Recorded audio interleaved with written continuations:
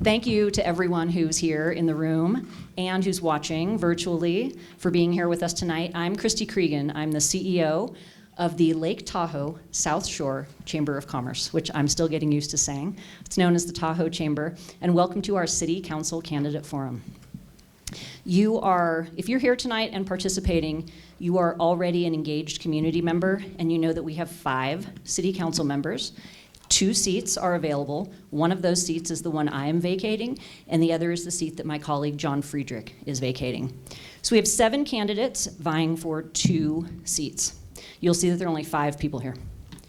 One of the candidates, Marjorie Green, let me know that though her name will remain on the ballot, she is no longer pursuing a seat. And Heather Cade-Bauer had an unavoidable travel conflict, so she will be on Monday having a short interview in a very similar format, and we'll be posting that video along with this video so that you'll be able to inform yourself about her positions. So our format tonight is pretty standard. We have our moderators, who I will introduce in a minute. So we've got a few get-to-know-you kinds of questions, and then we have policy questions. And because we don't have enough time for each person, each candidate, to answer each policy question, our moderators have randomly chosen questions for the candidates, so everyone won't be answering all of them, but only some of them. We do have time limits. The moderators will let the candidates know what those time limits are. And our timekeeper tonight is the Chamber's Director of Public Affairs, Steve Teixeira, who is sitting right here. And he has a 30-second piece of paper. And then when your time is up, I will say thank you. Steve will say thank you. And please try to be respectful of the time limits just so we can get all your answers. And audience also, I know that you already know this, please be respectful of being here and give us the decorum that this, I was going to say demands, but I'll soften it to requires. And thank you so much for being here, and thank you for watching. Let's see, finally, one more thing for all of us with the microphone, as you just saw, that if you are not speaking into the microphone, then it's not being heard virtually. So that's really important. And I will also say thank you very much to The Landing for hosting us tonight. This is a great space, and we really appreciate their partnership. And I was realizing this as I was walking in to say thank you to all of you so much for being here, that it's so special what you're doing, running for council, running for public service. It's really awesome, so thank you very much. Thanks. Thank you. Yeah. And now I will introduce our moderators. Tonight, we are really fortunate to have both from Lake Tahoe Community College, our really great community partner, Laura Mattoon, who is the Senior Director of Government Relations and Grant Development, and Antonio Benitez, who is the Program Director of the Lake Tahoe College Promise Program. So thanks everyone for being here, and we're going to get started. Thank you so much. Welcome, everyone. Just a quick update on some logistics. Not update, just housekeeping. For the first 5 questions, only the first question will be 3 minutes, and then the consecutive 4 questions will be 2 minutes. So we're going to start at this corner with Caitlin, and we're going to move down the table. And the first question is, please introduce yourself and tell us why you are running for City Council. Hello, my name is Caitlin McMahon, and I am running for City Council because I think we can do better as a community to help each other. I think there are many qualified and intelligent people working in our community, and I want to support those people because I don't agree with some of the decisions that we are currently making on the City Council. I think that we can work together to support each other in a way that makes our ability to live in the city of South Lake Tahoe just a little bit easier for the longevity of however long we choose to live here. Would you like me to repeat the question? Or you? Okay. No, great, thank you. Hi, everybody. My name is Nick Speal, and to answer this question, I'd like you all to imagine South Lake Tahoe 2 decades from now.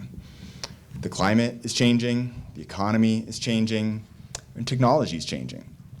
Will we have evolved to keep up? Will we have managed to hold on to what we all love most about Lake Tahoe? I'm proud of the city's leadership on the environment and sustainability, and look forward to this the sustainable practices and modern transportation system that we will have in place by then. We can close the gaps in the bike trail network and fill the potholes to keep our streets smooth. As over 15 million people visit Lake Tahoe every year, we can provide options for them to get here and get around without a car, reducing both traffic and pollution. We can run buses throughout the day and into the night for locals and visitors alike, and look upon a lake clearer and bluer than we've ever known because our preservation efforts have paid off. I also love that the South Lake Tahoe has managed to remain one of the last semi-affordable iconic mountain towns, with an amazing community and a vibrant local culture. We must hold on to that for our families and for the next generation of graduates from South Tahoe High and LTCC. We must protect our city from becoming a vacant Disneyland resort for the super wealthy while our workforce commutes from off the hill. While some pride themselves on saying no, you have seen me in the community working on solutions. On the board of the Tahoe Transportation District, we have been working on solutions to expand public transit. On the Lake Tahoe Bicycle Coalition and the Bicycle Advisory Committee, we're working on bike infrastructure solutions. On the Planning Commission and Locals for Affordable Housing, we've been working on housing solutions. We must elect leaders with solutions. I look forward to sharing solutions with you all tonight. Thank you for coming out. Good evening, Keith Roberts. The reason why I'm running is our city, there's a lot of city issues right now that are dividing the city and dividing our city council. I've been involved on several commissions in the city currently and previously, and also executive level management in large union style hotels.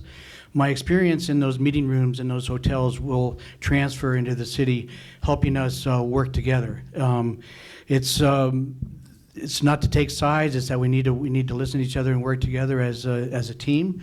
I think I can have a calming influence to get the city council to work together. A lot of people have commented that, sorry, you have to sit in the middle of the table where the table is split.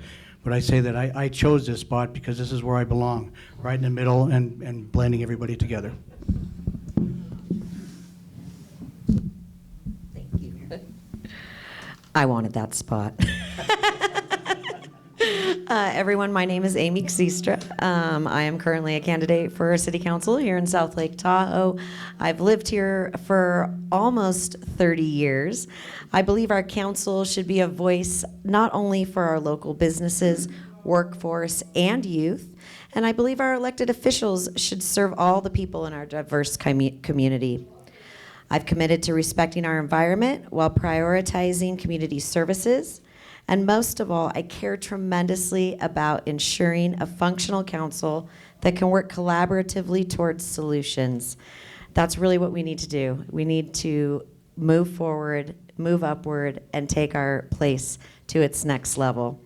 I've seen too much division and dysfunction recently in this past year, and I believe we need people on our city council who are interested in working together to find solutions for our community. A bit about me, like I said, I've been here for almost 30 years. I come to the table with a wealth of experience in community relations, cross-functional collaboration, and managing budgets. I believe leaders should be open-minded and work well with others. I also manage and lead the annual Tahoe Brewfest. I started my career in Tahoe working in the snow sports and tourism industries and moved over to the Tahoe Daily Tribune. I've spent over a decade working at Heavenly, first on their marketing team, where I hosted journalists from all over the world and introduced them to our beautiful community, showed them what we have here in Tahoe that makes us so special. Then I moved on to my nonprofit work, first at the Heavenly Ski and Snowboard Foundation, and now at the Boys and Girls Club of Lake Tahoe, which I joined in 2022. My focus is on after-school programs and really being a voice for the community youth. I think that they are our future. If we support them and support what they're doing, make things better for them, lead by example, that we can have a great community here. Why do I live here? Because I love it. I think that our people are the best people in the world. We've got the most beautiful place to live. I think we can continue to make Tahoe a beautiful place to live own a second home, and visit. I've always felt a community vibe here, and I think that that's one of the things that makes this area so special for all of us. Like I said, we live in the best place in the world with the best people. I look forward to leading on the City Council, and I would ask for your vote this evening. Thank you.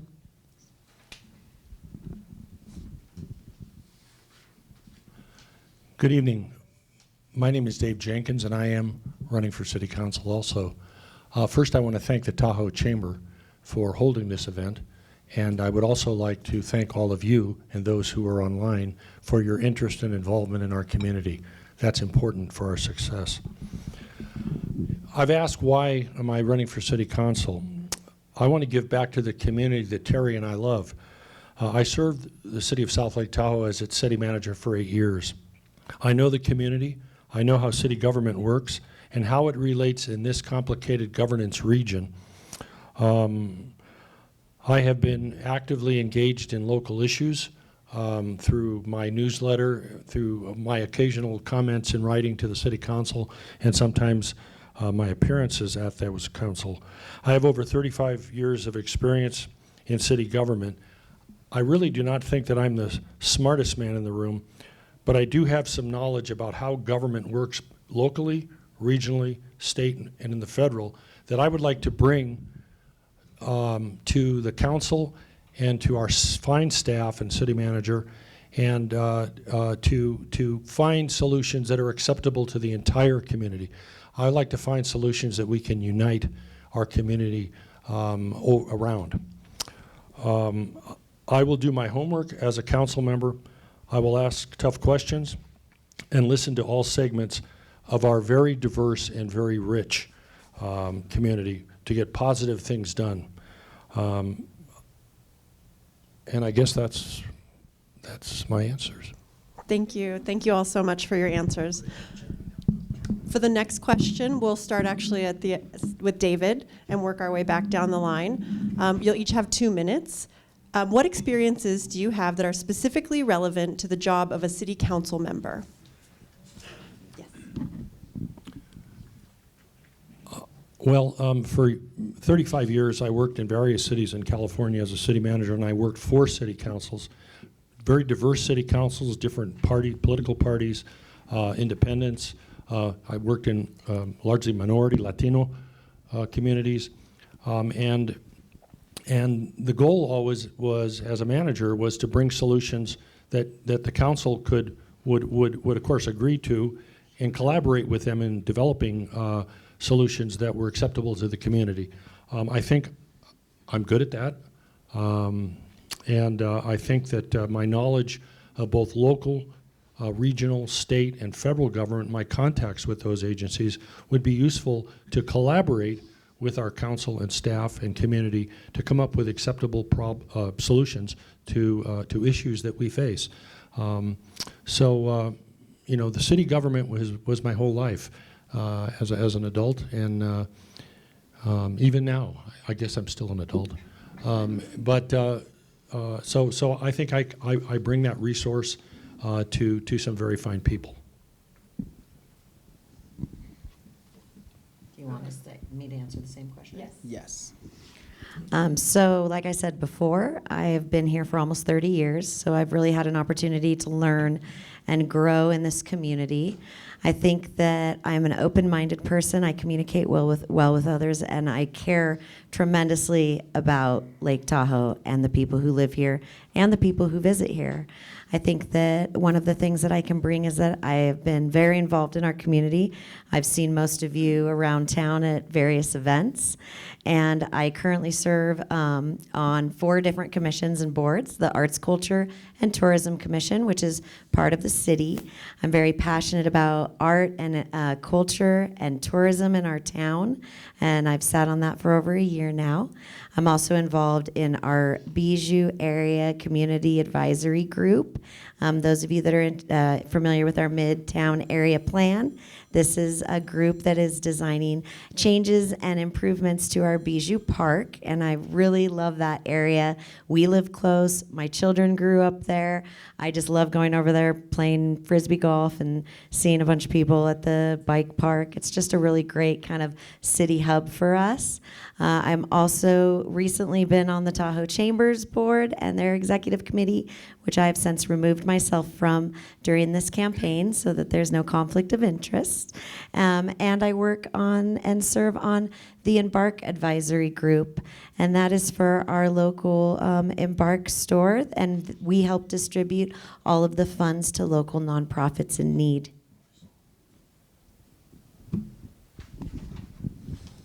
Same question? Yes. I've previously been on the Planning Commission for the city. I'm currently on the Police Advisory Commission. I'm also on the El Dorado, I'm the representative for South Lake Tahoe for the El Dorado Commission of the Aging, even though I'm still in denial that I'm a senior citizen myself. But I'm also on the Community College Culinary Advisory Committee, the board for the South Tahoe Chamber, the South Tahoe Lodging Association. I'm a member of the South Tahoe Restaurant Association.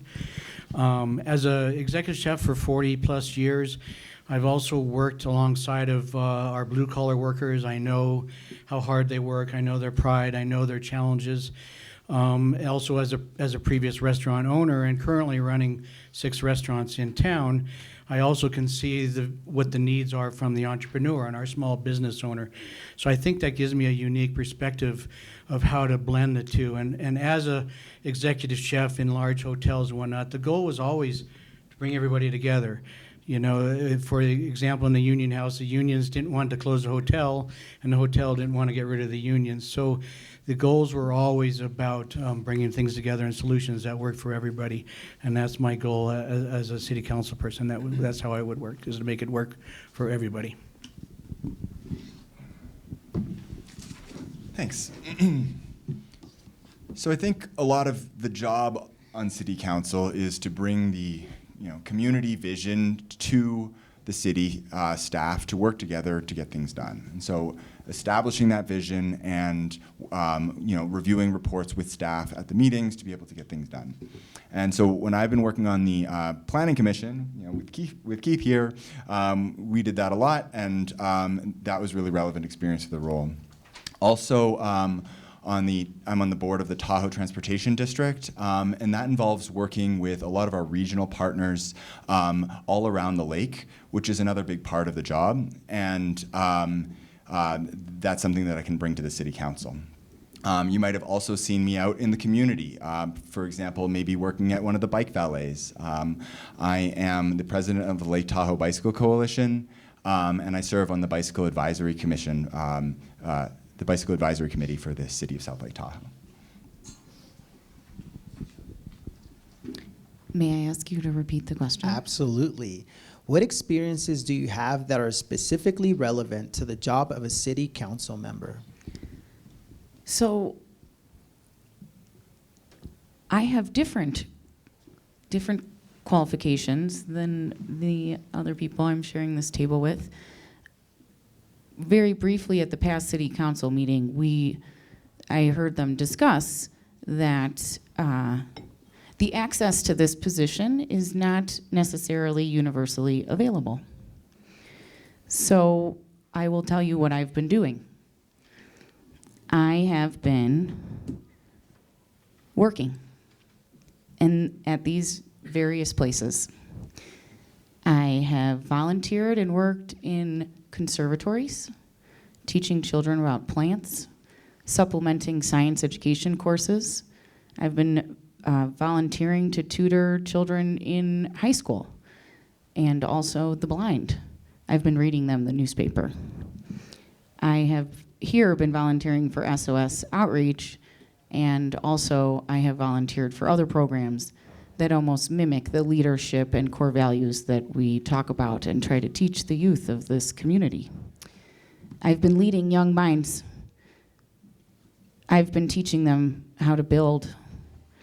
In fact, my neighbor right in front of me had never touched a power drill, and I taught her how to build a bench, and the next day she had a house in the front yard. And I asked her, how did you do that? And she said, because you gave me a drill. And I said, where did you get the materials? And she said, because you told me all I had to do was ask. I've been writing curriculum for outdoor education programs, graduate programs, college programs. I've been working with people and discussing how to work on having more. Thank you, Kate. Time's up. Thank you. Oh, sorry about that. Okay. I didn't see a timer. We will start with you for this next question, though, Caitlin. So this is a two-part question. So how do you define the role and responsibilities of a city council member, and how will you contribute to an effective, collegial, and cohesive city council?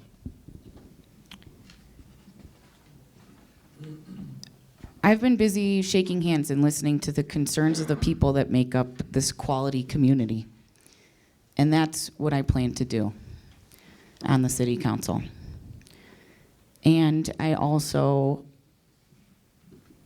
want to take this opportunity to thank all the first responders that saved this place, including the gentleman in the doorway. Thank you. I'm going to be listening to them on how to keep us safe.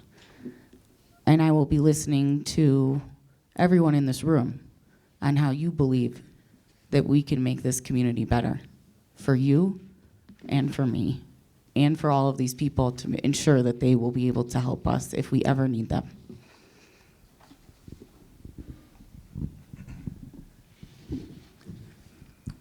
So I think that, as has been mentioned before, there is a lot of division in the community right now, and it is important that we bring, that we come together and work together on the city council to be able to give staff clear direction for where we want to go. And so we'll be working together to establish a strategic plan in the coming winter. And I look to find common ground and compromises with people from all 4 other members of the council to be able to first of all establish a strategic plan that we feel proud of, and then work together with staff to implement that.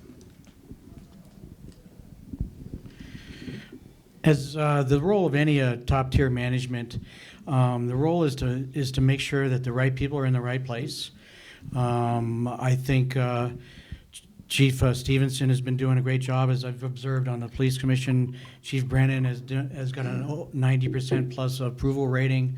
So our job, when you get the right people in the right place, our job is to facilitate their needs and to make sure that they have everything they need to be successful, and then to let them do their job.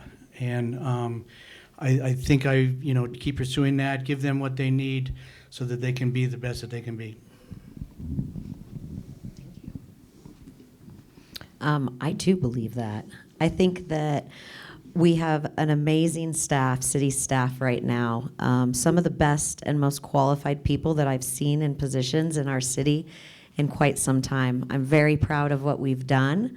I'm very proud when I read the strategic plan that they've been working on and what's been accomplished recently with our transportation. And I think that the city council really needs to be open-minded and work well collaboratively with each other to make smart decisions and to make decisions that are best for our community and our visitors as well. I do believe that one of the things that I think that we could do a better job of is listening to everyone in the community and applying that to make, this place a better place. Better place to be, better place to visit, better place to live.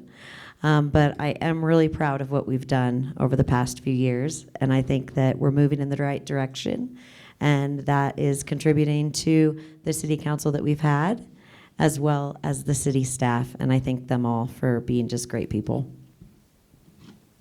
Thank you. The role of the city council is to set policy, but policy itself is not set in a vacuum. As others have said, and I would say, that intense listening to the community. What are the issues that are most affecting, most impacting both residents of the community and our business community? Because as you know, when you have successful economy, you have more jobs. And you have more jobs, you have more people working. I think that, as some have said, and I would agree, that it's important again to listen to listen and regularly have meetings, not just formal meetings where we sit at tables and we make decisions.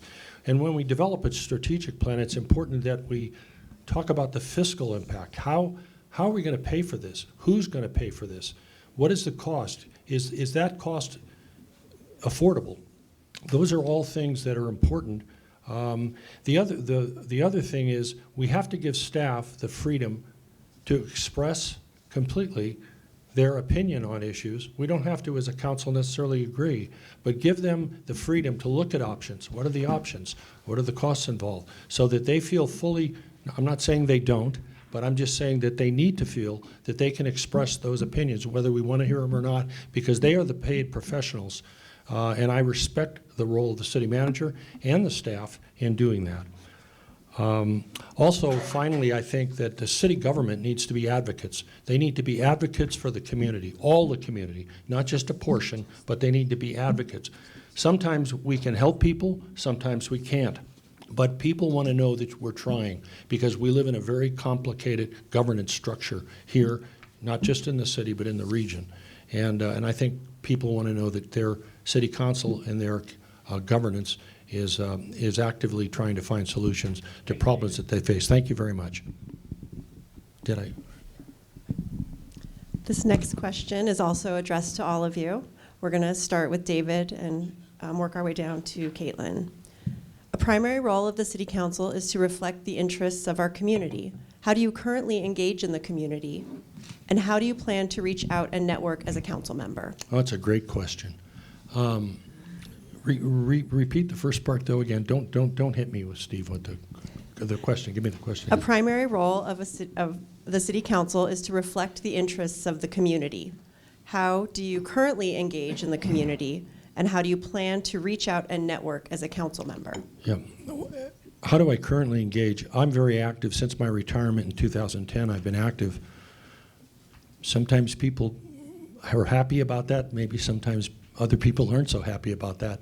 But I try through a newsletter, a community newsletter that I write and I give to media and others about issues that are current in city government. I have attended council meetings, but I don't micromanage the council. If there's issues that seem very important to the community, I'll make a point of going, or as I do many times, I write to the council and share an opinion. They can take the opinion, or they don't have to. But a critical issue that you raised in your question is engagement with the community. Again, not just at the table, at the formal meetings that are held, but engage on coffees and meeting with community groups, not just with any one group, but with all different kinds of groups that represent the richness of our community. Engage, get feedback, and then bring that back and see how we might be able to address those issues in a way that we can gain consensus and gain unity.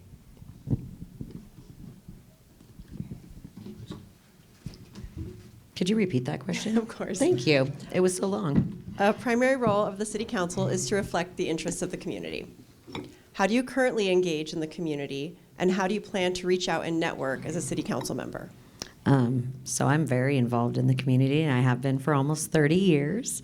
I have been involved in the school system as my children have grown up in the Lake Tahoe Unified School District.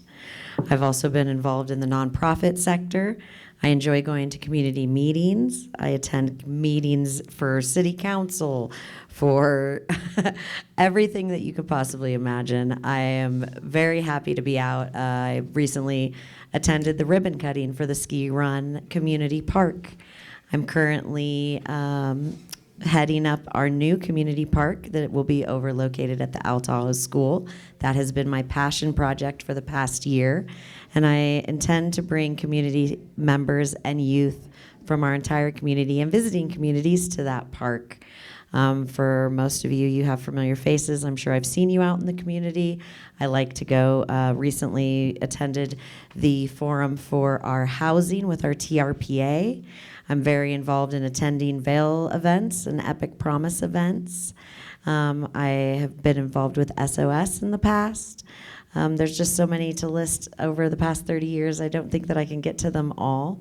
But I think that listening to members of our community and then actually applying what they've told me, trying to work with that information that I've got to make things better for our youth and for other members of our community is one of my specialties. That's what I enjoy doing. So one of the things that has surprised me and actually been quite disappointing during my campaign is how many people that I've talked to don't really know what's going on within our city. And in fact, even some of my employees that work for me that feel the need for more affordable housing weren't even aware of the Sugar Pine Village. So I think the City Council currently has some plans in works for a more social media presence and a more marketing, if you will, presence. And I want to advance that greatly. And I mean, I use the term marketing not in a manipulative way, but in a way of just getting the word out of what's being done well by the city.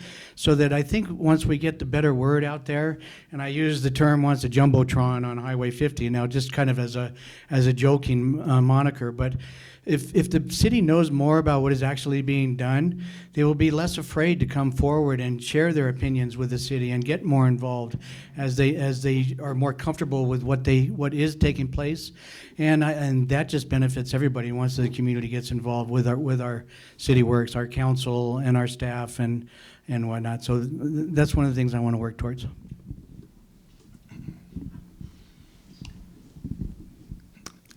So, reaching I really like your answer there, where you're sort of speaking to, reaching the depths of the whole community, because I've been to a lot of the events. I'm a regular attendee of a lot of the events that many of us have been speaking to, and many of the same groups are often attending.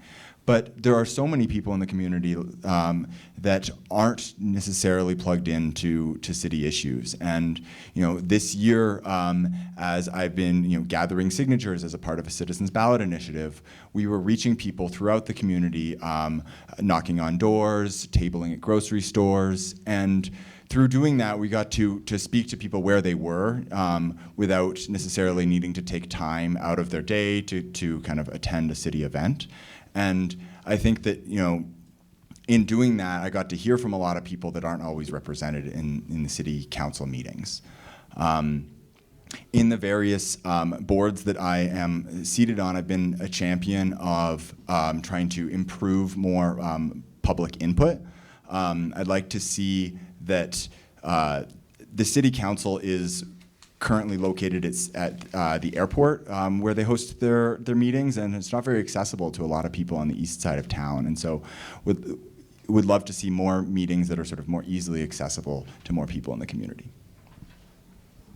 Perhaps we can get Lake Link to bring people to the city council meeting. Anybody want to call them? May I ask you to repeat the question? No problem. A primary role of the city council is to reflect the interests of our community. How do you currently engage in our community, and how do you plan to reach out and network as a city council member? Well, I'd like to apologize for my introduction, because normally I would shake everyone's hand, introduce myself, get to know you, and lately at the end of that conversation, I then tell you, my name is Caitlin McMahon, and I'm running for South Lake Tahoe City Council, and I want to represent you. And if there's anything that you have an issue with, I may be able to help. I may not be able to help, but I will do my very best. And I have been shaking the hands of people. I've introduced myself to the people that are working on my street. I know their foreman. I know the name of the people that come to work. I know where they live. I've been shaking the hands of the people that are building the Section 8 housing. I know their foreman, and I know where they live. And I drop off pie to them. And I have been shaking hands of small business owners. I've been helping music in the community, because I believe music, above all things, is something that brings us together. The feeling that we are all so yearning for, we get from that sound. And I've been shaking the hands of the people that are making sure that sound happens, the artists, and as well as the people building those sets. I've been working in the park. I've been planting seeds. I've been pulling weeds. And I've been telling everyone everything that I know about this forest habitat in which we've chosen to reside. Thank you. For this next question, we're actually going to start in the middle with Keith. So the question is, what are your thoughts on the city's strategic plan? Where do you see its strengths, and where can it be improved? Overall, I've been impressed with what the city has put together on a strategic plan. One of my main goals to get on the city council is I want to see that the Tahoe Valley Green Plan gets moved forward as quickly as possible, and the mid-city plan. I think that will expand, the city, not only, bringing the tourists in a wider area, but it'll give us the space to provide more tourists, which is part of our role in city government, is to provide for growth for our existing business owners. But it'll also make it more manageable for us. We don't want to stop more tourists coming, but we want to be able to manage them better for the city. And I think transportation is a big part of that. And getting our county neighbors to be involved and help us out with more of that. A lot of times the city gets lumped in with the surrounding neighborhoods, which aren't really, we can't control what happens in Myers and whatnot, but we can hopefully work together better with the county. Those are my goals, just to help expand the city, more growth into those areas and more beautification, and that includes too, like the more bike paths and better bike paths, so that people can be encouraged, to not need to take their car everywhere. And you can pass it over to Amy, actually. Would you like me to repeat the question? Oh, sure.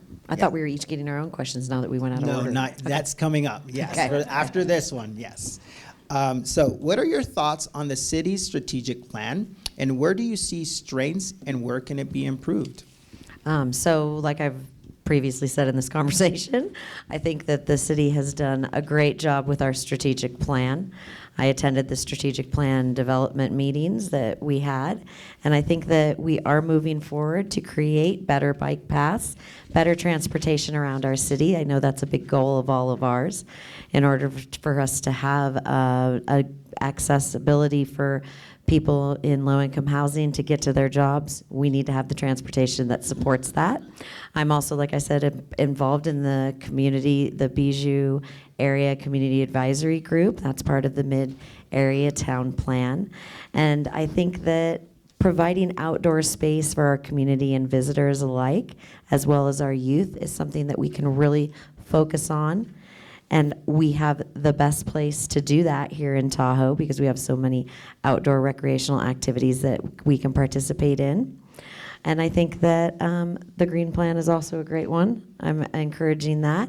And just, development of transportation is so very important with the lake link that we've got going on and a microtransit. That's a huge thing for our small community. I think that has been growing very well. It's very supported locally. If we can get the collaboration with the Tahoe Transportation District to really focus on that microtransit and being able to transport people from a main thoroughfare of Highway 50, I think that we could really build on that. And that's one of the areas that I would love to see grow and improve with our strategic plan and the focus of our city council. And now we'll pass it on to David. It's nice to be the last person. Well, we still have two more. We still have two more after you, David. We stitched it up on you now. Sorry, man.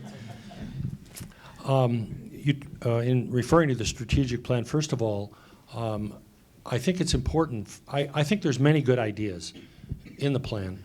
And again, I guess it goes back to my own city management experience. I always ask the question, how do we pay for it? Who pays for it? Is that feasible?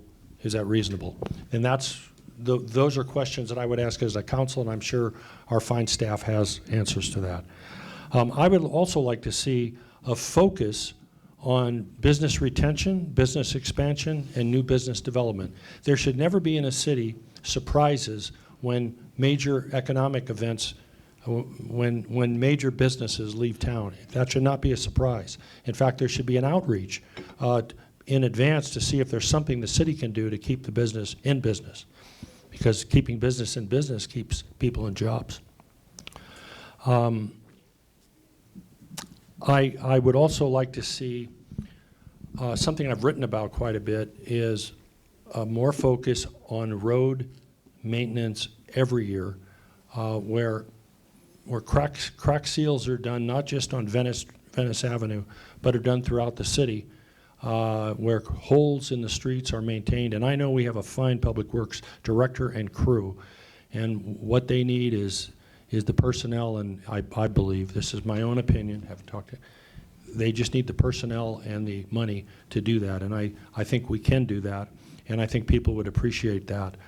But overall, I think there's a lot of good ideas. If we can afford them, let's do them, but the way you grow prosperity in a city is you grow the economy. You grow the economy, and it brings more revenue to city government, it brings more revenue to people, it creates jobs in the community, and that's what I would like to see a major focus of a strategic plan do. Thanks. Now let's go to Nick Speal. So first I wanted to acknowledge City Manager Joe Irvin for his initiative to bring this strategic planning process to the city. I think it's been really great to kind of establish the direction, put it on the wall literally, and then follow that through the coming months as we work through implementation. There are a lot of really great things in the plan, right? This is an ambitious vision to improve our community. And I think that what we really need, though, is the follow-through on the implementation. There is a strategic plan line item to introduce a dedicated funding source for affordable housing, but the City Council has declined to move forward with that. There is a line item on the strategic plan to pursue a dedicated funding source for public transit, but the city has declined to move forward on that.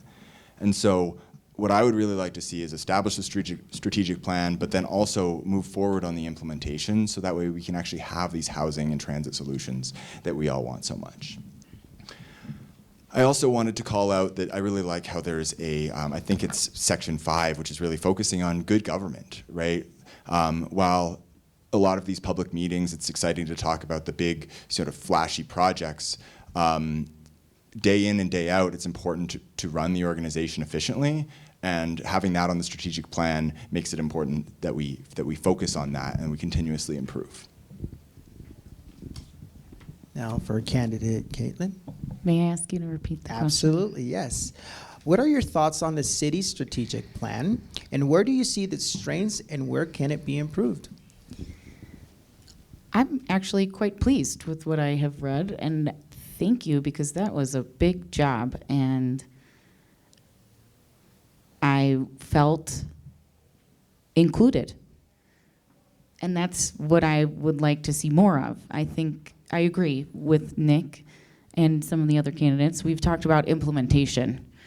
And the implementation of the strategic plan should include the community's objectives. They should see, feel, and hear their inclusion every day.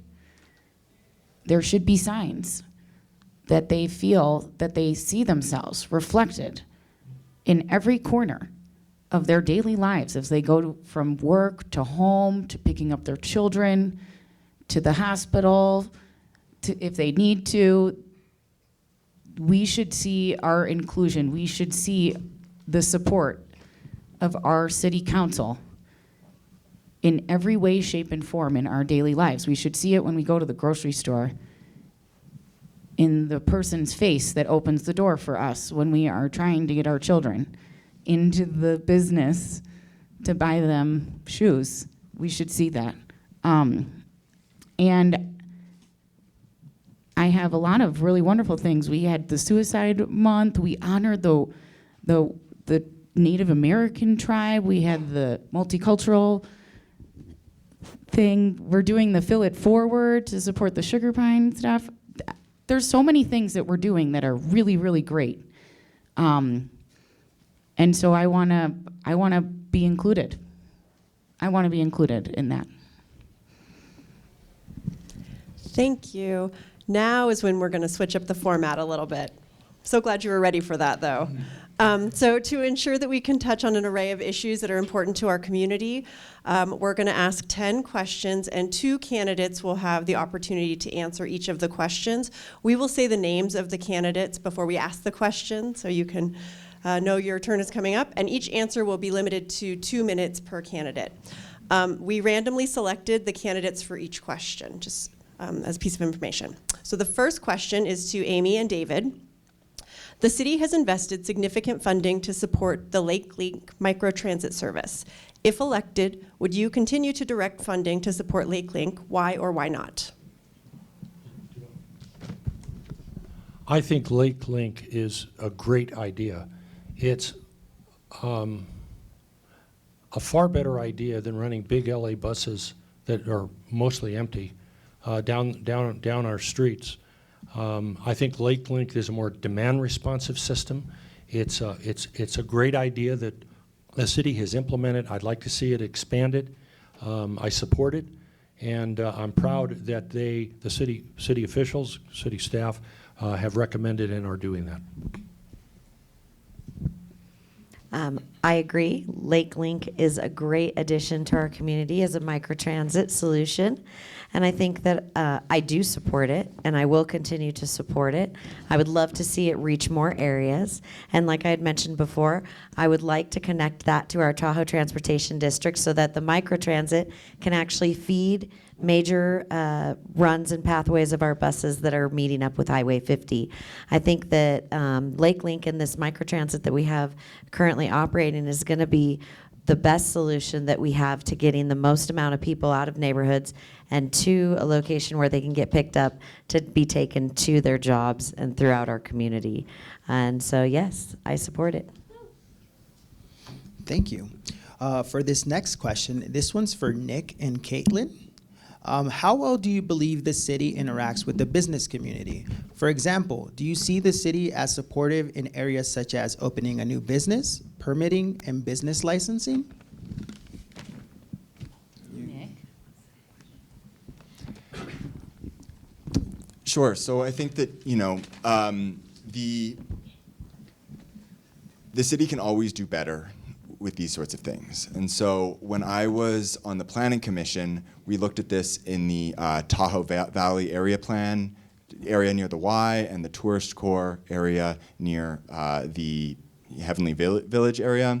And we looked at revisiting a lot of the regulations that are in place that sometimes make it harder to start a new business or jump through a whole lot of different hoops if you want to get started. And so I would love to see us continue to expand that with the Midtown area plan underway right now, and then subsequent area plans throughout the rest of the city.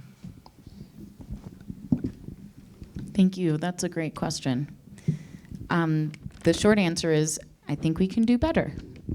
The long answer is that we have an opportunity to do that right now. We are at the precipice of redefining the shape and vision of what we tell people when they drive down Lake Tahoe Boulevard about this place. And we have an opportunity to support local businesses, because when we do that, the money stays here. And we need to do a better job of recycling that money. And money that's created locally stays locally. And we have an opportunity here to make choices. And I want to work with anyone at this table and anyone in this room to make the best choices, because those are the choices we're going to see on Lake Tahoe Boulevard for the next 75 years. Thank you. The next question is for Keith and Amy. Please share your position on Local Measure N, the residential vacancy tax initiative, and why you came to that determination. I am against Measure N. I don't think it is written well. I don't think it was as vetted properly. I don't think there's any guarantees that the money that it hopes to bring in will actually be realized, nor is there any guarantees that it will be spent properly. It has too many open-end, statutes in it, and I also think it's too intrusive. It's going to affect and intrude in the privacy of every single resident of our town, not just the homeowners. And I think, I just don't think it's going to achieve what they hope it will achieve. I also am against Measure N. I'm very passionate about this message to relay to you guys, but it brings up a lot of concerns to me. One, we have a community, and it's made up of second homeowners as well as renters and homeowners that live here. And I don't want to alienate and exclude people that want to be part of our community. I think that that's a really horrible thing for us to do. I love these people. I've known them for years. They come up to their second homes. They support our businesses. They're really a part of our community. I recently attended our No on Measure N forum, where I got to listen to some of our local advocates for No on Measure N speak, and I agreed with them. I think that if we're trying to create more affordable housing, we're trying to create more places for people to rent, this isn't going to do it. If we wanted to move out of our house and we wanted to rent it to people, then they would have to prove to us that the renters were there, and we'd have to prove it again, and it just seems a little bit complicated for me. We also have elderly family members right now, and if something happened to them and we wanted to go and take care of them, we had to leave our house to do so, then we might be having to pay a tax to do that. And I don't think that that supports the type of values and the type of community that I want to live in. So that's why I'm No on Measure N. Thank you. This next question is for David and Nick. Please share your position on local Measure U, the Lake Tahoe Unified School District bond measure, as well as the related Proposition 2, the statewide K-14 bond measure, as well as why you came to that determination. The Measure U that's before the people again is addressing issues of deferred maintenance, capital issues that apparently have not been taken care of. I don't claim to be an expert in school finance or school issues. You know, I went to school, but that doesn't make me an expert. Typically, maintenance issues are handled in budgets every year. If you have an issue with your roof, you fix it. If you have electrical issue, you fix it. But I don't want to be in a position of saying that the people don't have a right, if they want to provide additional revenue to the district to do maintenance that is deferred, has been deferred, then I don't think that I should be, it's not within my purview. The people will decide that issue, and so be it. I am not in favor of raising city taxes because I think city taxpayers are burdened enough, and I think you grow economies. That's how it is. The state issue, the state bond issue, I am not as familiar with, so I would say I don't really have an answer that would be thoughtful in that regard. There's a lot. This state of California, my home state, is answer to everything is to raise taxes, and typically I think there's better ways to do that by growing economies than raising taxes in general. That's my general thought, but I know there are exceptions, as our community has supported in the past tax measures. So.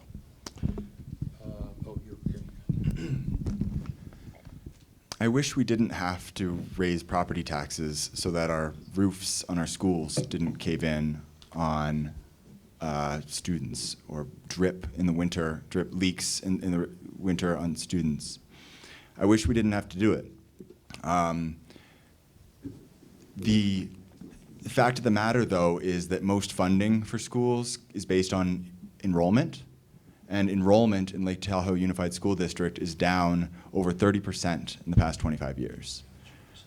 more and more of our local families are being displaced as more and more of our housing stock gets converted into second homes and used as more and more vacation homes.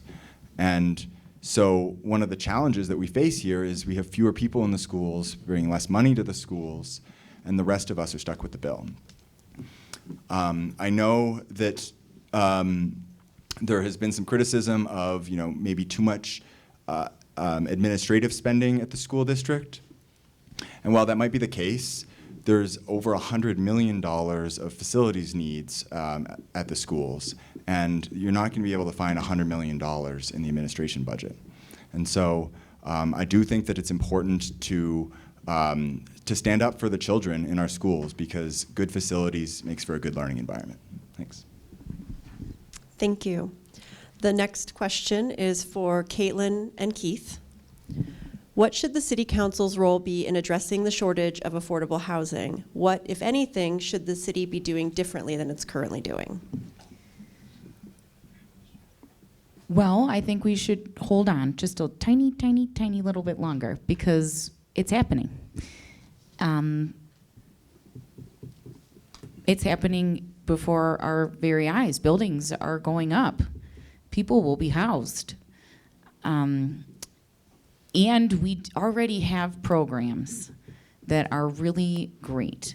So let's communicate with the people, our constituents, the workforce, about these programs. Let's help them get into homes. And we see the homes going up. I see them right down the street from me. Let's talk to the people in our community that need those homes. Let's tell them that they're here and they need to hold on just a little longer. We also are talking about including and changing the jurisdiction of the commercial corridor to include residential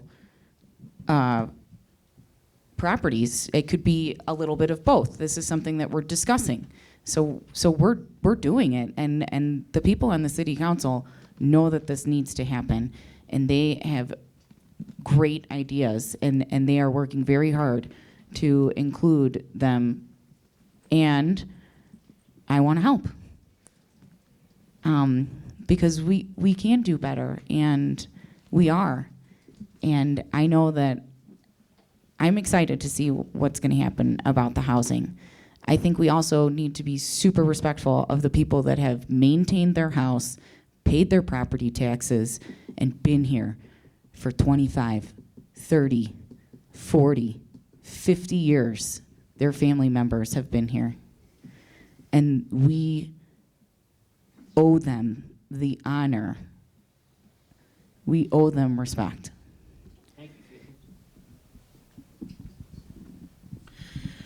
First of all, I think it's very important that the city council and the city supports affordable housing, because we need to support our businesses, that they have enough staff to run their businesses successfully, and that everybody can flourish together. On that note, though, the city has received an award from the state for being one of the top 10 cities in the state on their efforts towards affordable housing. There's currently 500 units in various stages of construction. And I think once all those are completed, that will definitely be a huge step towards solving our problem. And I would like to see kind of, for right now, a little bit of a slowdown till we see how these 500 units play out. Does it achieve the actual goals that we're hoping it will achieve? Did some of the demographics come out different than what we expected? So that then the next round of affordable housing efforts will be a little bit more fine-tuned, and will meet our targets even more perfectly. Thank you. This next question is for Amy and David. How do you believe the city can improve partnerships with adjacent jurisdictions such as El Dorado and Douglas counties, TRPA, Lake Tahoe Community College, the Tahoe Transportation District, and the California Tahoe Conservancy? That is a great question. The city is a city. We have elected officials here who we rely on to be leaders in planning. We have our neighbors and our friends, both in California and in Nevada, who have a role to play that I'm afraid to date they have not yet played the kind of role that our city has played. Both on the Nevada and California sides, they have a responsibility. We all have a responsibility for workforce housing. We all have a responsibility to work together in planning, and we should strive to cooperate with El Dorado County more than what we currently do, with our friends in Douglas and Placer and so on. But cooperation is based on mutual interest and mutual respect, and I would work very hard to build that relationship so that we can be mutually supportive of each other on issues that are important, but also that ask our friends and our neighbors in the region, in the area of housing, for example, to do their share too. And because the city can't do it all on the back of taxpayers. We're doing a great job doing many things, but it's the responsibility of the region. And I think that we can engage in a responsible, respectful way with them to achieve that and other goals that we might have. For example, protecting our lake from microplastics, evacuation routes, ensuring we have adequate evacuation routes, ensuring that the public lands are made fire safe as possible to keep our community from burning to the ground. All those things are important, and all of those things will take cooperation with all the agencies. Thank you, David. That is correct. We need collaboration within all of these groups. We need to have regularly scheduled meetings where everyone is sitting and discussing these issues that we have. We need to get on the same page and do what's best for not only our community, but also those that surround our community. We're all, working together to live in this beautiful place, and we should act like we are. Currently, I sit on the Arts, Culture, and Tourism Committee for the City of South Lake Tahoe. We are striving to work more with the El Dorado County Tourism Committee, and even that has proposed some challenges with scheduling, distances, availability. Things come up in life. But I think that as a whole, that is an easily reachable goal. If you care enough about where you live and the surrounding communities, then you recognize that we're not that far apart. And we need to work together. I agree with our infrastructures, with evacuation routes. We all saw that most recently, and that was a major concern of a lot of the people in our community. I think that being a part of the city council needs to make that decision that they're going to be working more closely in TRPA to solve some of the environmental issues, with our Tahoe Transportation District to solve more of our transportation issues. And I think that that's something that's totally attainable. I work in collaboration with a lot of different units and people in this city. I do it very well, and I think that we can do that as a city council as well. So I hope to look forward to that. Thank you. The next question is for Nick and Caitlin. The city is currently undertaking an initiative to revitalize the Midtown area. It's also known as the Bijou Al Tahoe area. What do you believe the new area plan should focus on?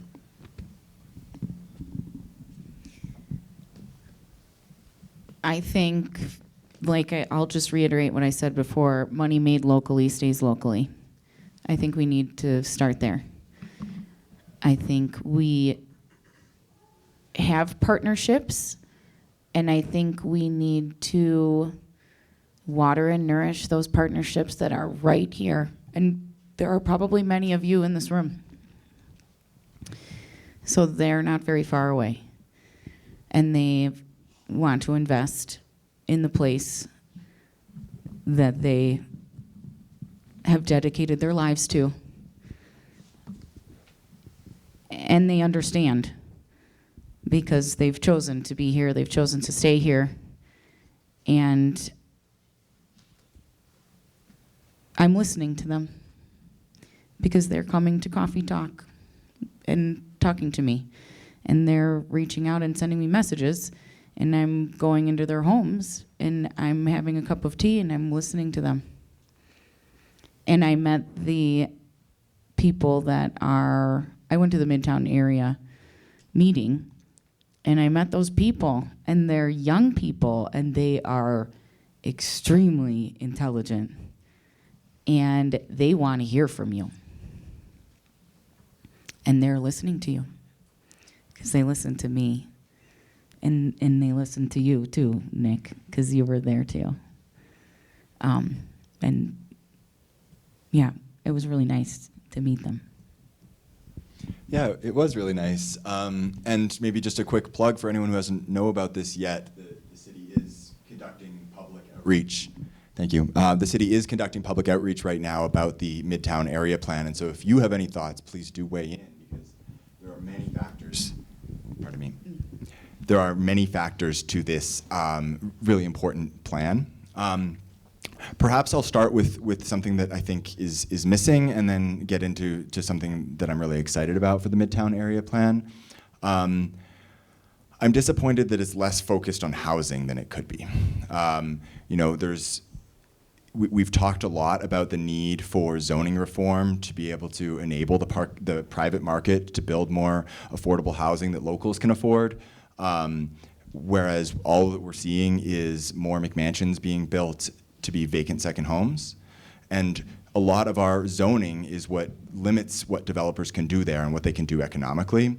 And while this plan does include some really exciting changes to make that easier, it only focuses on commercial parcels, and it doesn't focus on the residential parcels that are right next door. And I think that having, you know, more local housing next door to park amenities, next door to business amenities is really important. But I am really excited for this plan because of all of these parks and rec amenities that are included. Bijou Park, the new rec center, Lakeview Commons, the ball fields. All of those are included in the plan area, and we can think about how can we make it easier to get between those? How can kids walk on sidewalks between them? How can kids roll on bike paths between them? And how can we have a sustainable transportation system that connects these parks and recs amenities? Thanks. Thank you. This next question is for Keith and Amy. What do you see as the most important aspects of the city's climate action plan? I'm sorry, could you repeat that? Yes. What do you see as the most important aspects of the city's climate action plan?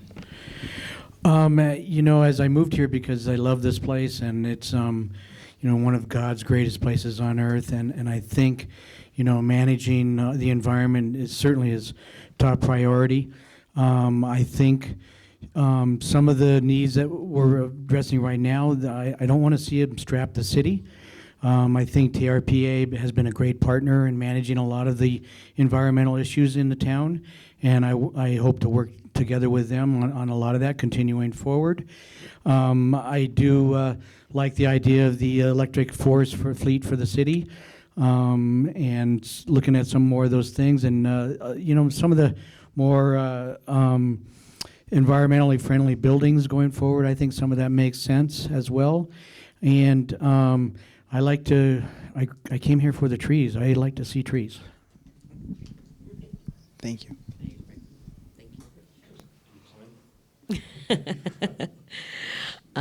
Climate action plan, it's definitely a priority of ours here up in the mountains in such a beautiful place.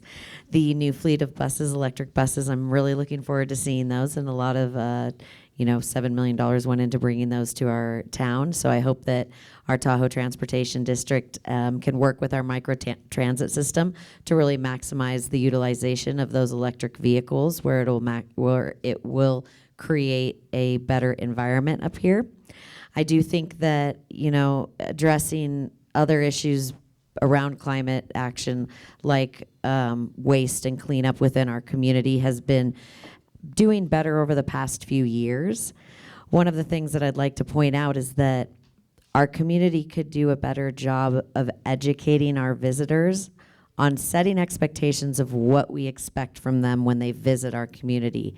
We think it's beautiful and we value it, and we need to let them know that that is how we feel about where we live. Therefore, when they visit us, we need to set very clear expectations for our visitors about how they leave after they've visited. It's not only, it's been brought up, it's not only visitors, it's also locals that need maybe some more education about the standards that we expect from our community members, and I think that that would contribute to our climate action plan as well. Great, thank you. The next question is directed to David and Nick. What do you see as the city's most important capital improvement projects?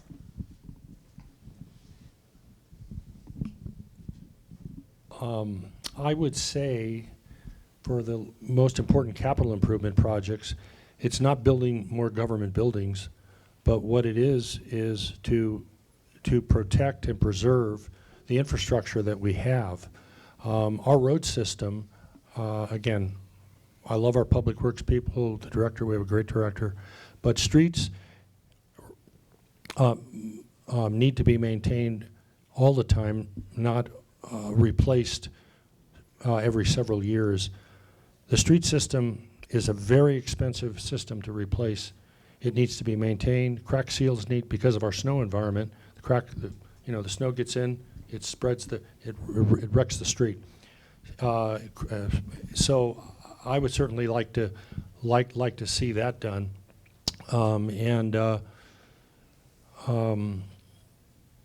I think there's an opportunity in infrastructure at the airport. I think we have non-aviation lands that could be made available into a business park that if we talk about encouraging higher paying jobs. This was something we looked at many years ago. We didn't have the support to do that, but I would hope that might be an infrastructure issue that would grow our economy. And those are the two things that stick out in my mind until I hear somebody else that says something that's better, and then I might just shake my head. Is it Nick? Oh, it's Nick. I'm sorry. So the city right now is in the middle of the biggest capital project in its history. And so we're stretched a little bit thin, but it's a very exciting project to build the new rec center in the middle of town. And in this next term of city council, this project will come to fruition, and we'll have kids swimming there, and locals and visitors alike recreating. And so I think rather than thinking about new big projects, just really finishing this project and landing it with a bang is really a top priority. I agree with Mr. Jinkens about the importance of maintaining and fixing the roads. We do disagree about the funding source that is on the ballot in November to pay for that. And so the public works director, has estimated about $500 million worth of deferred maintenance to the roads and the stormwater infrastructure that is damaging them. And so we do really need to invest in those roads and make them safer and make them more pleasant to ride a bike on while we're doing it. Thanks. Thank you. This next question is directed at Caitlin and Keith. How would you ensure that the city's police and fire departments have the resources necessary to protect our community? I'll go first. Ask them what they need. They need snowmobiles. I know that because I asked Officer Turini what they needed. And he said, we need snowmobiles. And I said, well, that makes sense, because sometimes they can't get out of their parking lot because there's so much snow. And then I asked, I noticed that we're about to fix Johnson Boulevard. So that's wonderful. I want to make sure they have a smooth road. I want to make sure that they have sustainable vehicles. And we gave them all new communication equipment, which is 100% vital. Thank you. Thank you for doing that. They also say thank you.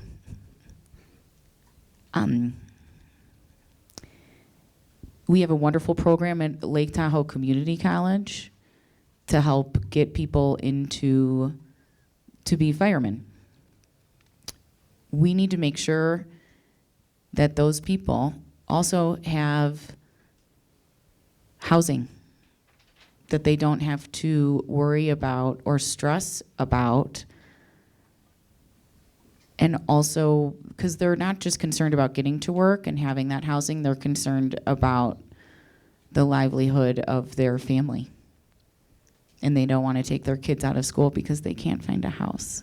So they should be a priority if we are interested in talking to anyone about getting anybody in a house. I would like that to happen. If I can make that happen, I'm going to try my very best to make that happen. Thank you, Kate. Being on the Police Advisory Commission, I've been completely impressed with Chief Stevenson. And at the last meeting, and the people that he has in place, he's got some great resources, and he has the right people in the right place. Our last commission meeting, I forget the acronyms, but it's the Homeless Task Force of one person, and the school, the guy that's monitoring our schools, the safety in our schools. Stacked, yeah. And one of the questions that was asked by the commission of both of those people was, let us know what you need more from. And so that we can take it to the city council and ask for more support for those two individuals. And I think I put Chief Stevenson on the spot when I asked him near the end of the meeting is I need you to bring to the next meeting is what do you need? So we can bring that to what is most important to you as well. So we can bring that to the meeting. And so I think I was impressed with the job he's doing, and I would default to him on what his needs are. And the same with Chief Drennan of the fire department. He's, like I said before, he's got a 90% plus approval rating. I think we can improve on evacuation. Hopefully we never need it again. There's definitely a more dangerous fire out there, and we need to be better prepared for that. But I'm going to default to him because he's been doing such a great job already. Thank you so much. I could tell from the looks on everyone's faces that there was a question I asked someone else that you wish had come to you. So now is your chance. Every one of you will have the opportunity to speak to one of the issues that we asked about that wasn't directed at you during that question period. Does that make sense to everyone? Just one question? Just one. We'll see how much time we have. We can get through two. And if you remember an issue and you'd like us to re-ask the question, we can do that. But everyone will have 2 minutes to one issue that we asked someone else about that you wish had been directed to you. And we'll start with Amy on this round. I would like to address the Measure U, as I am very closely related, as I currently work at a location that operates within our school district. And I think that the best thing that I can do for all of you is just to provide some education about why we need Measure U to pass in this next voting cycle. As you all know, we did have a Measure K that did not pass. Since that has not passed, our schools have received no attention.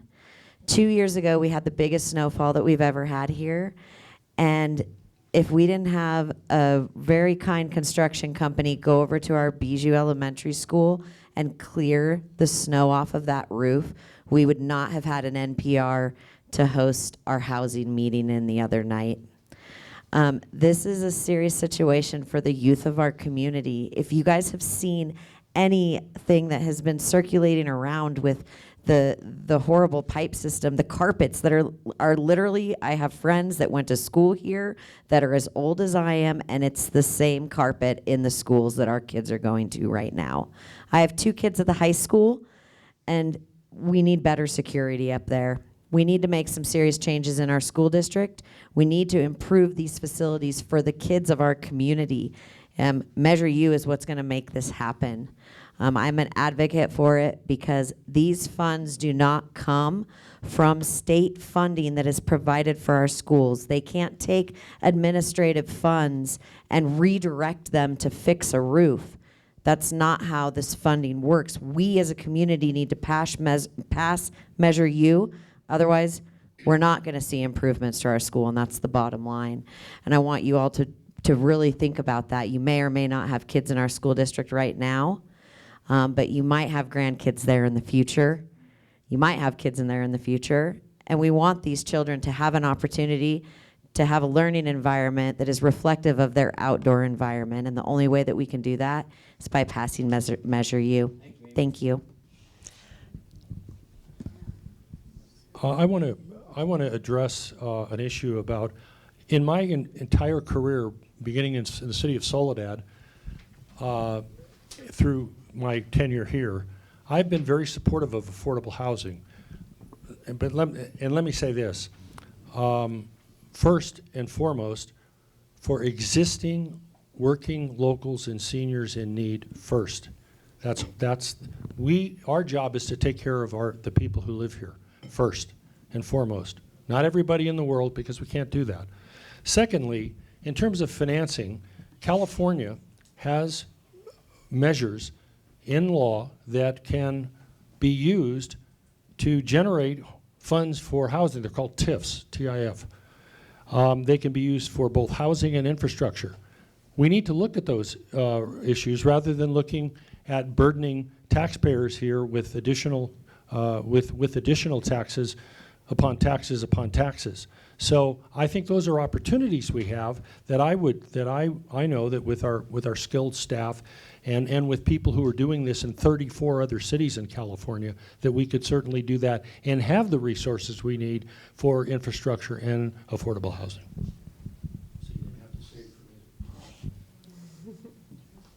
Go ahead, Keith. Excuse me. I would like to also talk about Measure U. Listened to Dr. Coulter speak recently, and I know there's still a bond measure out there that hasn't been depleted yet, and sometimes you think that, wow, why are we bringing another one in? But it's my understanding that the previous one was mainly brought in to bring the school up to standards and implement new programs and whatnot. And that's not the case with this bond measure. We have a school that is dilapidated and run down, and this is not a remodel of our schools. It's just bringing it up to standard and safety and sanitation, I'm sorry. And a lot of the pictures that were shared, you know, these wouldn't be acceptable as some of our affordable housing units that we're all talking about, and yet we want to consider sending our kids to those buildings. Go ahead, Nick. So I was disappointed earlier to hear, is this mic on? Yep. I was disappointed earlier to hear the two other candidates speaking out against Measure N. And I think that it sounds like they're not really listening to the community that really needs solutions here. Not listening to the 2,400 community members who signed the petition to put this on the ballot. Not listening to the supermajority of survey respondents last year who told the city that they want to see a funding source for affordable housing and fixing our transportation issues. I know that some others, candidates that I'm running against, do say that they're in support of affordable housing, but I'm not seeing a lot in the way of serious solutions. Serious solutions need to address the root cause, which is a rising vacancy rate, which is displacing locals. Serious solutions also need to come with a significant funding source, and Measure N is dedicated to affordable housing, fixing the roads, and improving public transit. And so I'm in support of Measure N for those reasons. Thanks. I would like to speak a little bit about the capital improvement question. There is a wonderful rec center going up across probably the best view in the entire city. And I was wondering whether or not I'm going to be able to use it. Because I don't know how much it's going to cost for me. So maybe we could do something to make sure that if you have South Lake Tahoe on your driver's license, it's a little bit easier for you to use that place. It's just an idea. Also, I will say I haven't talked enough to the architect who I met at the State of the City, who is wonderfully qualified and incredibly intelligent, and is now here developing the architecture and structure and sustainability that aligns with our action plan to remain sustainable, to recycle more, to lower our costs. She's been great. So we need to work with her, and perhaps we make a $55 million building, and the $1 million can go put carpet in the school. I don't know how much carpet costs, but I'm not sure it costs $1 million. Or the $500,000 that we allocated to the skate park. Thank you so much. I cannot wait to meet all of the people that come to see that place, because they come from all over the world. And the amount of money that we put there is going to spread, and the vision of this place is going to be a memory in people's minds when they go home. And that wasn't that very much money on a large scale. And the effects of that decision are going to be tenfold. And yeah. Okay. Now you get to judge the moderators. Is there something that we should have asked you about that we didn't? And you have 2 minutes to speak to that issue. And we're going to start with Nick. And if I did my math right, that means everyone got to go first once. So I know that you're dealing with a limited amount of time, so you can't ask everything, but I would have loved to hear a question, and I appreciate the opportunity to talk about the upcoming opportunity for transit solutions in South Lake Tahoe. And so on October 15th, the City of South Lake Tahoe is meeting with El Dorado County to work together to form a new transit authority that can integrate microtransit, integrate fixed route transit, expand transit within the Tahoe Basin portion of El Dorado County. This has a lot of exciting potential, including finally reaching Emerald Bay with transit there, so we can cut down on the traffic, including expanding transit to run later at night within the city, including just having better operational efficiencies by having microtransit and fixed route transit working under the same umbrella. So I'm really excited for that, and I really hope to be a part of this transformation and solution. Let's go to Keith next. Being on the Commission of the Aging, working with the El Dorado County, I want to see what I've seen since I've been on there. There's a little bit more willingness with the county to work with South Lake Tahoe, the city of South Lake Tahoe. There's always been, probably for good reason, we're on the other side of the granite wall. So we don't get what we need, and we're often forgotten from them. But there does seem to be a lot of conversations, a lot more conversations, new conversations taken, and that incorporates a lot of the things like the transit. We need help to have a vibrant transit system. We can't be just done by the city, because a lot of those routes go into the different counties, and as well as the affordable housing, the counties need to step up and help us on that as well. So I just want to, I want to pursue, a better relationship with the county and more support from the county. And it looks like there's, a start to it, and I want to enhance that. Gosh, there's so many things I want to talk about. So one of the things that I would love to talk about that we didn't get an opportunity really to touch on is the work that we've been doing in our community regarding defensible space. I think that we've done a great job with our fire safe community neighborhood programs. Our fire department and our defensible space workers have been doing a great job going around chipping, helping our community create defensible space. I think that it's so important, as those of us that went through the Caldor fire recognize, that we do have some forests that need some immediate attention. We've got some trees that are sickly. They need to be thinned out. Defensible space around our homes is very important as we're moving in the direction of creating a better environment for Tahoe in regards to that. And I think that it's just something I wanted to bring up amongst a bunch of other stuff. But one of the, something I wanted to bring up is that we've done a great job with our defensible space. It's keeping our fire rating down in our community, which is enabling us to continue to get fire insurance and for people to remain in their homes. And I just think that we've been doing a good job, and I wanted to point that out. Well, I'd like to tag team on that a little bit. First, I am proud of the South Lake Tahoe Fire and Rescue Department. I'm proud of the management. I'm proud of the work that they're doing. I'm proud of the work that Diane Reese and the FireWise people are doing to make private property safe in our community. What I would like to see more of, and I would work toward cooperatively or whatever it took, is to get our public agencies like the California Tahoe Conservancy and the U.S. Forest Service, both inside and outside the city, to make our city more fire safe. Get rid of the debris on the floor of these properties, many of whom are in existing subdivisions in the city. And you know, I remember hearing our fire department can handle fire in the city, whether it's on public lands or private lands. But it's the fire coming in from the overburdened fuel in outside the city limits that is the real danger and problem for us. And I'd like to see a concerted effort.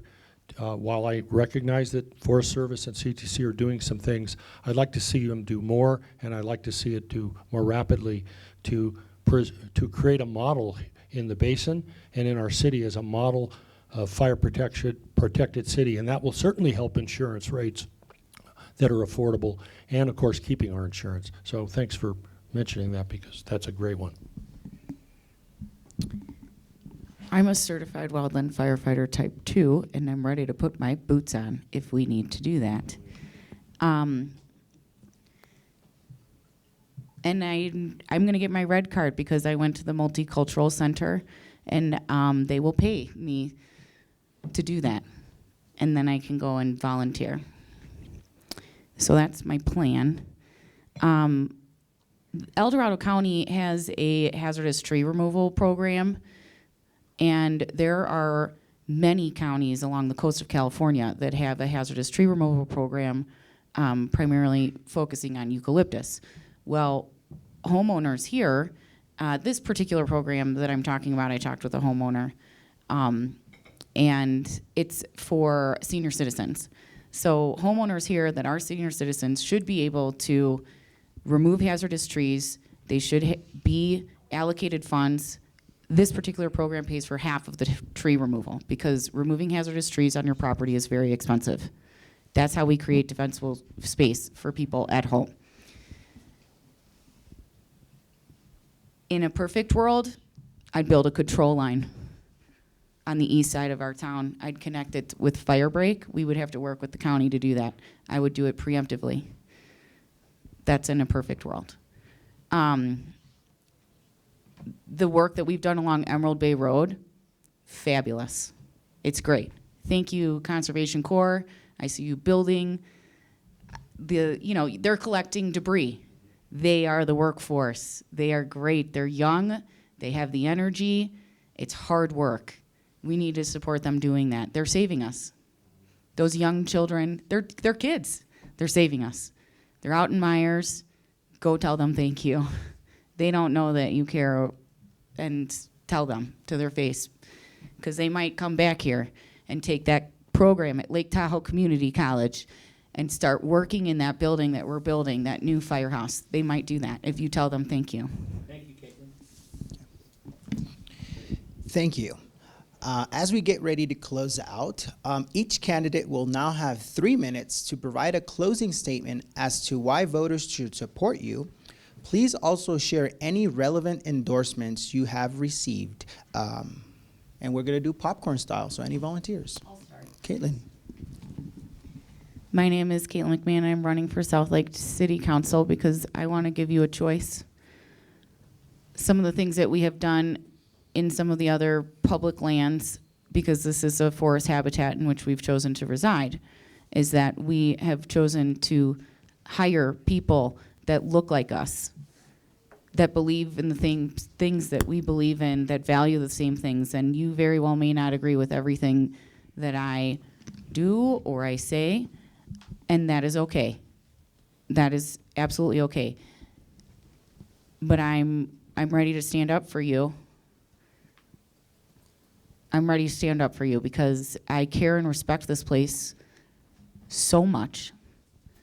And the work that we do at this table and that everyone has done at this table and everyone that's watching has done is going to make a difference. And it's about whether or not we're going to have this place.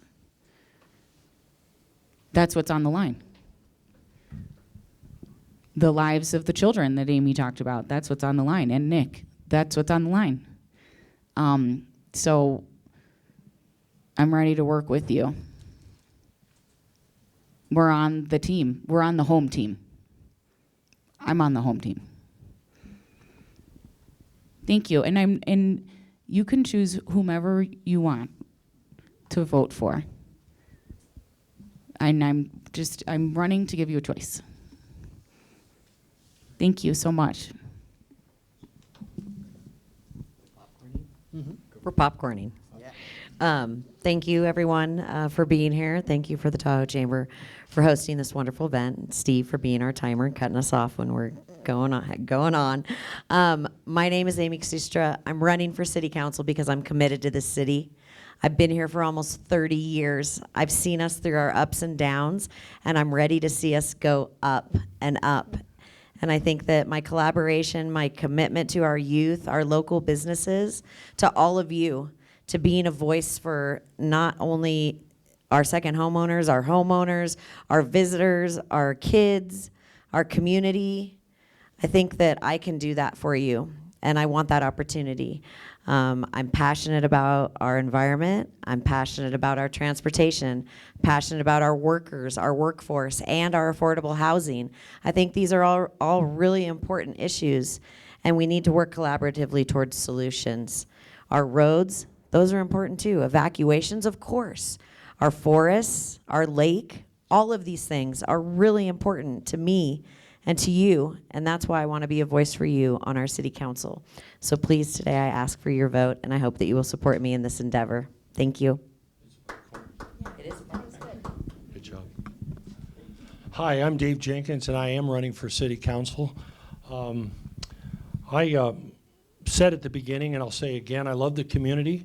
I want to bring what experience I have in city government here and in other parts of California to find solutions that common sense, that we can unite around, and we can move forward. It's really important, you know, when you're on the city council, you need 3 votes to do anything.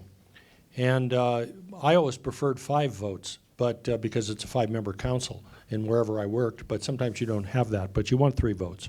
And so that's why it's important who's on the city council. I have been, I'm humbled and honored to be endorsed by former Mayor Kathy Lovell, former Mayor Tom Davis, Attorney Bob Henderson, and Parker Alexander, local, grew up here, does the hat business well. I want to work with, I want to use the resources we have. We have people who are providing affordable housing right now, who have housing opportunities. I'd like to see us help them. I'd like to see us work with them to come up with ways in which we can help them and they can help us provide affordable housing, because there's many housing units here that are available. If we can make the right deal and work in a cooperative way with existing people who are providing those units. I want to work with the council, and I can work with any member of the council. And I want to work with our fine staff to come up with options, costs, and make a positive difference for our great community. And I thank you all for being here. By the way, your questions you did a very good job. Thank you.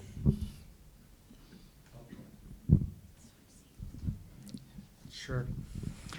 I've felt that what the job that I'm asking for is a public servant.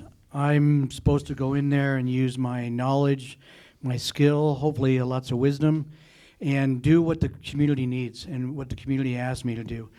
As a manager of large groups, of large staffs, and motivating people to new management positions, I've always tried to instill upon them that being a manager doesn't come with privilege, it comes with responsibility. And it will be my responsibility to do what the community asked me to do to the best of my ability, and to work cooperatively with the other council members. And one of the ways I've been able to do that throughout my career, managing on an executive level, is I've found it may sound cliche, but how well honesty works. Just being honest about your position, why you feel it's important. It keeps the conversation on topic. It keeps, a lot of the labels and the minutia and the things that hijack conversations, keeps that out of the conversation, keeps it out of it. And I've just found that successful, and it's a great way of uniting people.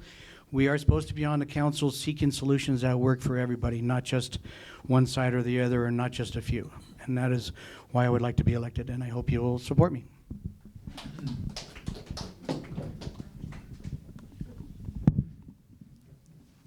I hope you all leave tonight with a sense of optimism for what we can accomplish if we dream big and we work together.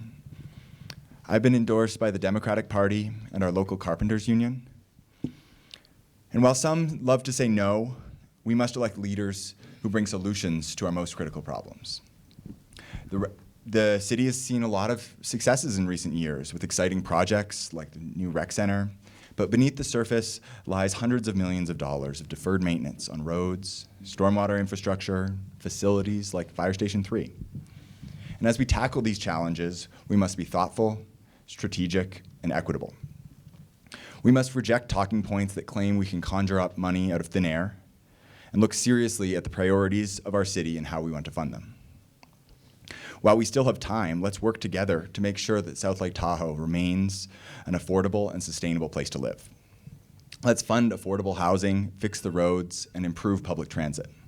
Let's continue to be optimistic, continue to dream big, and continue to work together, find common ground, and build a version of Tahoe that we will be proud to leave behind to the next generation. Thanks. Now we would just like to thank the Chamber for inviting my colleague Laura Mitun and I, as representatives of Lake Tahoe Community College, to help moderate this City Council Candidate Forum. Now I will pass it over to Christy to help us close out. We are not taking questions from the audience. Yeah. Yes. Thank you. Thank you, David and Amy and Keith and Nick and Caitlin. Thank you very much. Thank you, Antonio and Laura, so much. Thank you, Steve, our timer. Thank you all for being here so much. I thought that was really interesting. I learned a lot, and I hope that you at home enjoyed this also. I would encourage everyone to, if you did not see Mayor Bass's State of the City, I would encourage you to watch that too, because I think it's a really good corollary to a lot of what was said tonight. You guys gave great answers. Thank you so much. And that's it. Thank you very much for being here. You've got your candidates here.